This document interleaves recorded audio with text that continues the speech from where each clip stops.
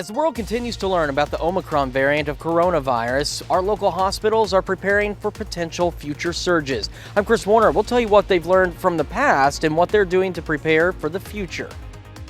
And Missouri's Attorney General responds to a court decision concerning the Biden administration's vaccine rules. The 4 states' most watched news starts now. As we start to learn more about the new COVID Omicron variant, local health officials say they're ready for whatever happens. This is KOAM News at 6. KOAM's Chris Warner has more on what they've learned and how they're using it to move forward. There's not a lot available yet on the new Omicron variant, like how contagious it could be or whether or not the symptoms will be more severe. Despite the unknowns, what's been learned from the past is helping local hospitals prepare for what's next. We've had multiple surges over the past 2 years, and each time we've reached a new high water mark, we've had to advance our plan and increase service lines. And so, we have the ability to flex to 3 units if we need to and run them full time. And we've done that in the past, and we'd rather not do it again. But we still have those resources and ability. Dr. Rob McNabb is Freeman's Director of COVID Services.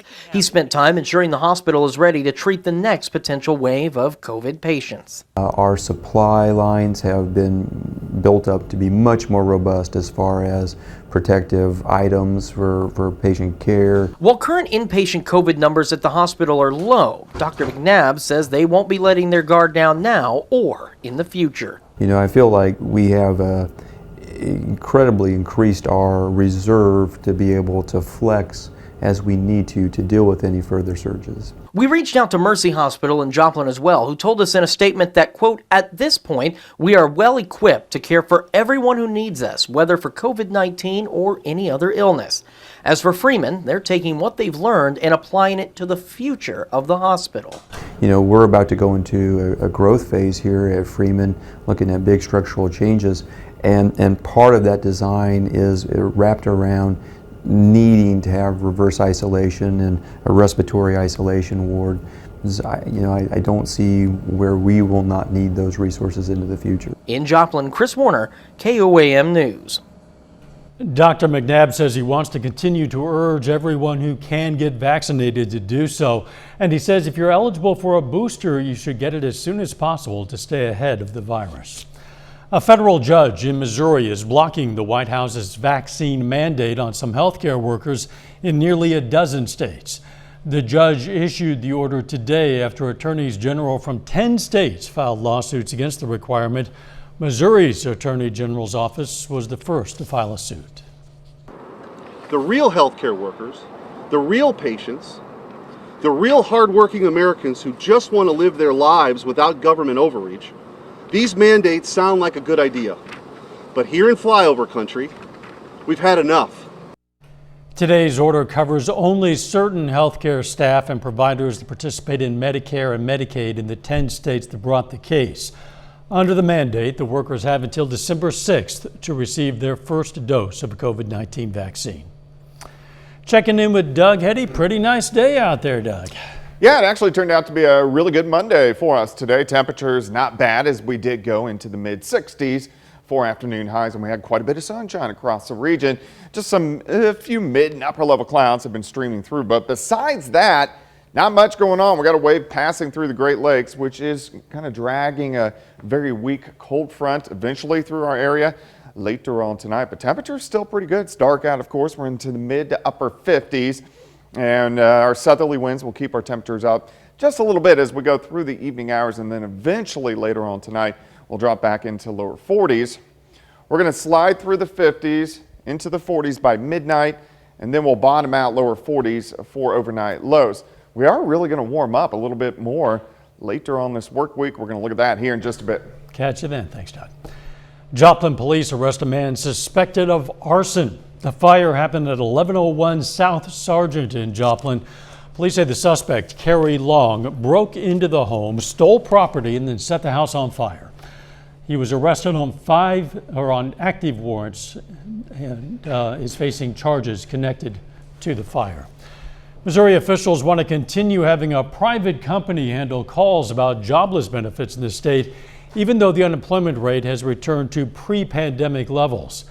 The State Department of Labor and Industrial Relations is asking companies to bid on a contract to run a call center that would help officials process unemployment claims.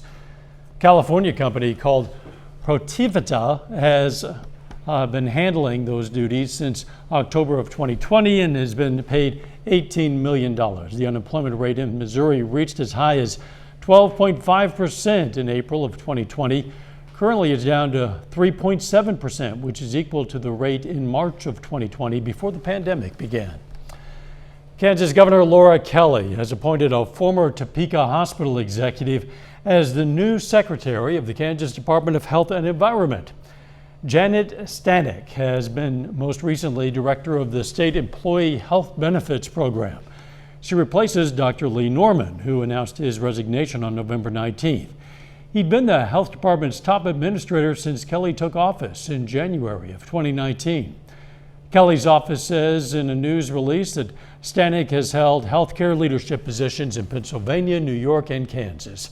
Stanek spent 21 years at Stormont Vale Health Topeka, where she last was chief operating officer and senior vice president.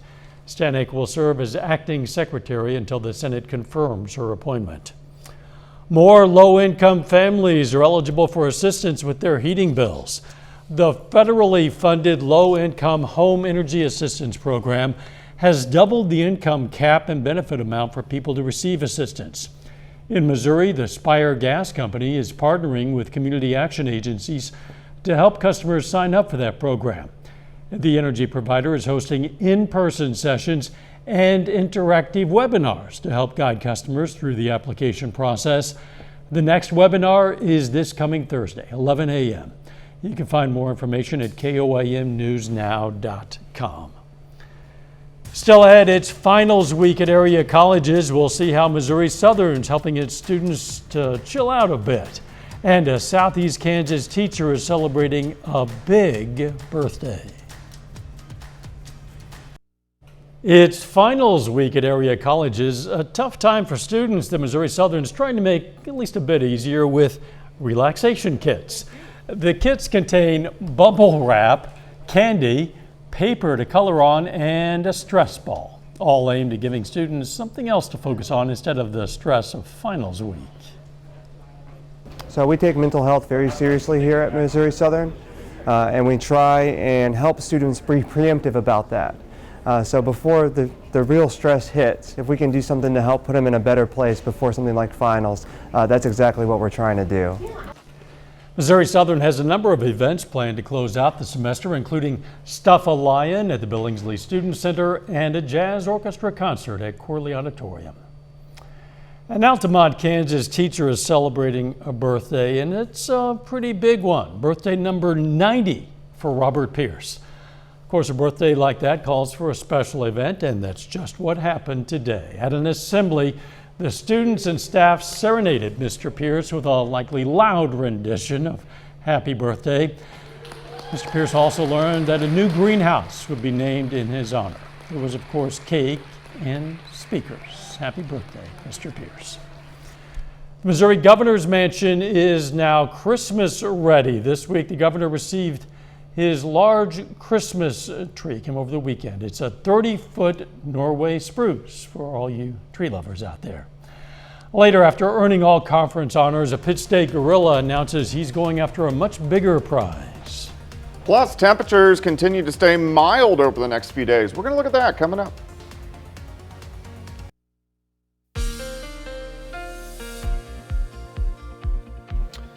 It turned out to be a pretty good Monday for us today. We have mostly sunny skies. Temperatures fantastic, mid-60s for highs. We should only be topping out really into lower 50s for this time of the year. We're actually going to warm up more later on this week. Now, the next couple days, similar to what we did see today, but we are going to start to warm things back up. Fairly calm part of the pattern, not a lot of action. We're going to do the month-long forecast on Wednesday night. We're going to do the winter-long forecast on Thursday night. So even though we don't have a lot of weather, we're going to go through a lot of information as we go through this week. All right, temps right now, most of us are sitting mid to upper 50s to near 60 degrees. We have 55 in Parsons, Pittsburgh, Grove is at 57. Carthage, much of the same, at about 57 degrees. But we do have a weak system sliding by the Great Lakes, and it's dragging a very weak little cold front right into our northern counties, and this is actually going to sink through later on tonight into tomorrow. As it does so, it's going to give us some clouds and temperatures maybe a notch or two cooler than what we saw today, but that is really just about it. Southerly winds ahead of it, and then you can see our winds are kind of switching around now to the north as you go back across central parts of Kansas. Looks good, 7th and range line.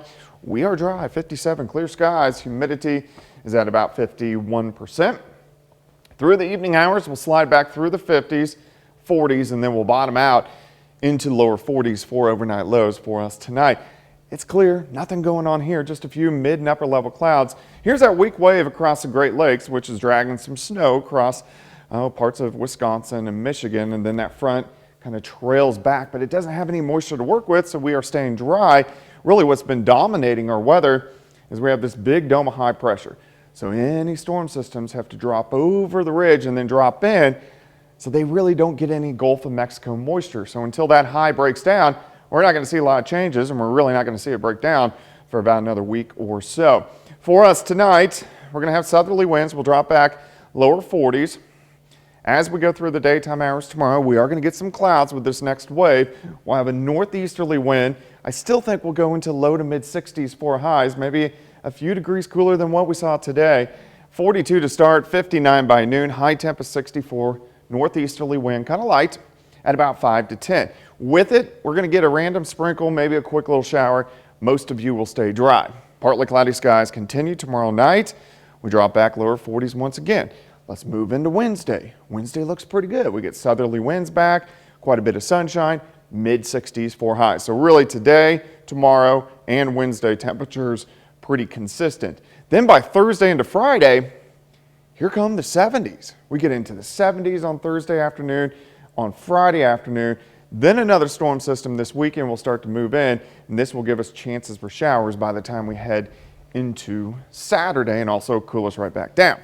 64 tomorrow, 66 on Wednesday, 72 Thursday, 73 on Friday, and then back to, I guess, more early December like-ish weather by the time we go into the weekend. Yeah, but you know what? Still not too bad. Getting to the upper 50s. Yeah, 50s are still pretty good. I'll take it. Thanks, Doug. Hey, our annual TOYBOX campaign is underway. Each year we ask for donations of toys or money to buy toys to give to area kids in need. All of your donations can stay in the county where you live. You can find a list of toy drop-off locations on our website. That's KOAMnewsnow.com.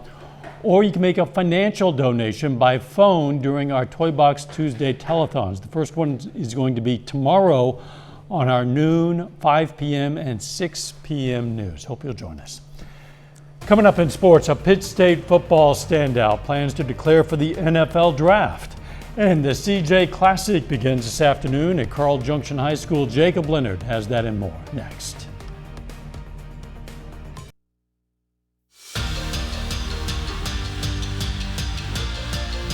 Today is the opening day of the CJ Classic girls basketball tournament at Carl Junction High School. Now, the hometown Bulldogs play their first game later tonight against Neosho. First, though, opening game of the tournament this afternoon, it's Joplin taking on the Nevada Tigers. Maddie Majors gets the putback for Nevada. Majors 15 points in the first half alone. Tigers up 28-22 at the break. Back and forth in the third, Ella Hafer steals and goes the other way for 2. Other end, great cut and finish for Clara Swearingen. She scores 18 in this one. It was a good quarter for Joplin, though. Bryn Driver finishes and the foul. Brooke Nice open in the corner. Eagles cut the deficit to 1 in the third, but Nevada closes it out in the fourth. Majors hits the deep ball from the right side, then drives and scoops it off the glass. Game high 23 points for Maddie Majors. Nevada wins and moves on in Carl Junction 50-41. Today, also the opening day of the Gym City Classic at Diamond High School. In the girls bracket, Sarcoxy and East Newton meeting in the first round tonight. They're actually playing right now. East Newton leads 15-8 at half. The winner moves on to face Diamond in the semifinals on Wednesday. Other side of the bracket, it's McCauley facing Lockwood in the first round. McCallie 1-0 after beating Liberal in their opener last week. That game starts at 7. We'll have highlights from both of these games at the Gym City Classic right here tonight at 10. Pitt State's Dallas Flowers is taking his shot at making the NFL. Flowers announced over the weekend that he's declaring for the NFL draft. Now, Flowers was a big-time playmaker for the Gorillas this fall at defensive back. He had a team-high 4 interceptions to go along with 21 tackles. Flowers was a first-team All-MIAA selection at defensive back and was also second-team All-MIAA as a return man. We caught up with Flowers to talk about his decision and how his 1 year at PSU helped him put himself in a good position heading into the draft. I believe that I got more mature throughout the game, learned different calls, different techniques, different schemes. Playing in front of a crowd like that was really preparing me for the next level. Of course, it's 10,000 is not like the NFL fan base, but a lot of colleges don't even have 10,000 unless like a Power 5 school. So taking this step there to Pitt State was important and very beneficial. Lincoln Riley was introduced as the next head football coach at USC today. Now, the Sooners just finished up the regular season on Saturday, their 5th season under Riley. Oklahoma still has a bowl game left. With Lincoln Riley gone, the Sooners are turning to a familiar face to coach in that bowl game. That guy, Bob Stoops, will lead OU for their final game of the season. Stoops was the head coach before Riley took over at Oklahoma in 2017. He was there 18 years, won a national championship, 10 Big 12 titles, and won 190 games. Now, Riley's introductory press conference was late this afternoon at USC. We're going to have some of that press conference right here tonight at 10. And that's a look at sports. We're back with more news after this. We take time now to honor a local veteran. We recognize a U.S. Navy member, Master Helmsman Harry Rogers, served from 1982 to 1988. The Commerce, Oklahoma native was stationed in the Persian Gulf. His awards include a sharpshooter medal, and we are proud to salute Master Helmsman Harry Rogers, a 4-state hero. Jordan Abbey joins us now with a look at what's coming up tonight on KOAM News at 9 on Fox 14. Tonight at 9, day 1 in the trial of Jeffrey Epstein's longtime companion, Ghislaine Maxwell. Maxwell facing 6 federal sex trafficking charges. Also, critical week in Congress as lawmakers prepare to vote on several pieces of legislation. And a look at some popular toys of Christmases past, things now just collecting dust. That and more tonight. KOAM News at 9 on Fox 14. Thanks, Jordan. Now, Merriam-Webster has picked the one word it believes best represents 2021. That word, vaccine. Today, the publisher announced vaccine. It's its official 2021 word of the year. Merriam-Webster says the choice highlights the dual discussion surrounding vaccinations this year, how the COVID-19 vaccine has been seen as both a promising medical solution and a source of political argument and division. They note online searches for the definition of vaccine jumped 601% between 2020 and 2021. This is the second year Merriam-Webster has made a coronavirus-influenced pick. Pandemic was its 2020 word of the year. Merriam-Webster also released a list of the 10 runners-up for the word of the year. That list includes politically charged words like insurrection, woke, and infrastructure. I think I'd be okay just not hearing any of those for like a long time. That'd be good too. We will, however, I'm sure.